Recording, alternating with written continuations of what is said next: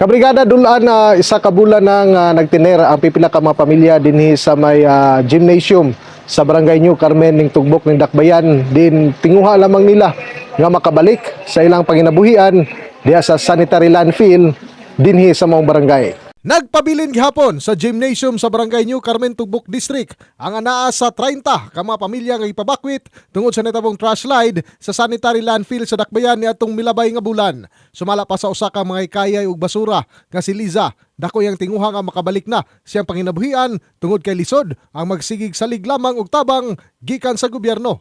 Mo ganini nga mo ang kuano nga pati yung paita intaw na mo diri kay ngano. Wa mi naana di ingon anay ba nga namin sa barangay. Niya karon ang among pangabuhian diri wala gyud. Samtang si Bitel usab nagsalig lang una sa padala siyang maigsuon alang sa ilang inilado adlaw nga konsumo samtang nagpaabot kung kanusa sila tugutan nga makabalik sa pagpangolekta og mga basura. Ang ginawtid nga maski pila na lang ka mingon sila pila ka bulan paabuton makabalik lag pangahig magpaabot jud ana lang gud. Kay nung duman nga niadtong Hunyo 19, nagpagawas og mando ang Department of Environment and Natural Resources kon DNR-11 alang sa permanenteng pagpaundang sa operasyon sa mong sanitary landfill.